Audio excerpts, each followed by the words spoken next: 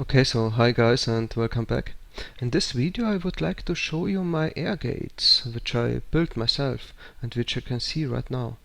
This is already the third generation of them, and since I'm quite happy with them now, I thought that this might also be of interest to you. I will go through all the steps of building them and then of course also show them in action at the end of the video. Please note that for many parts I just used what I had at home, and for these I will also suggest other parts which would be an even better fit if you go shopping for them. First, the feet. Here I simply cut a piece of wood. The piece of wood should be rectangular and quite a bit longer than wide, as you will see in the follow-up pictures. The reason for this is that this will make the gate standing more stable and not tilting as easily, even without additional ropes to secure them. In the center here I simply put through a long screw, which will act as an anchor in the ground. Here you can see the other side of the screw, where I cut off the upper part. You don't need to do that. Simply get some screws where the windings go up to the head of the screw, and you won't need to do any cutting here. Next I got myself some pipe isolation from the hardware store. Make sure that the inner diameter corresponds to the width of your pool noodles, 6 centimeters in my case. The outer shell of this pipe isolation is about 2 centimeters thick. I got a meter of it for about $4, so this is really cheap. These will be the element of the feet where we stick our pool noodles in. You can also use these as a pool noodle connector if your pool noodles didn't come with a connector. Next I simply used the pipe isolation as a template to see where I would need to glue it to the wood. I then used some hot glue to glue it to the wood, which holds great.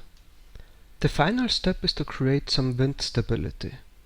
To achieve this, I simply used some tape around the noodle connectors, to which I fixed some rope of appropriate lengths on each side. The rope is then anchored to the ground using another of my long screws. Of course you can simply use tent bags here, which would make more sense, but as I said above, I simply used what I had at home. Here you can see the feet stuck into the ground already. Note that the longer side of the wood is pointing towards the entrance and exit of the gate. That itself will already give it some stability against tilting. Using the rope with the tent bags will make sure that even strong wind cannot tilt these gates. Here you can see some action shots of these gates set up on our flying field. The grass was pretty high at that day, so it was good that the gates are so large. It was also pretty windy, but they held up great, thanks to the rope anchors. No issues at all. They are working really great. The nice thing about these gates is that they are very modular. It is very easy to replace a pool noodle if necessary. It is also very comfortable to transport, since you can put the feet with the sharp screws in a separate bag, so nothing in your car or however you transport it will get damaged by them during transport. Finally, it is also very easy to use the same feet to set up smaller gates with only 2 noodles for micro racing, or simply if you want to challenge yourself to fly better. In this case, as shown, the noodle connectors with the ropes are not necessary. The feet with the rectangular wood base are enough for wind stability. This is the option which I use when I fly my small brushed copters in the garden. And now for some videos of them in action. Enjoy!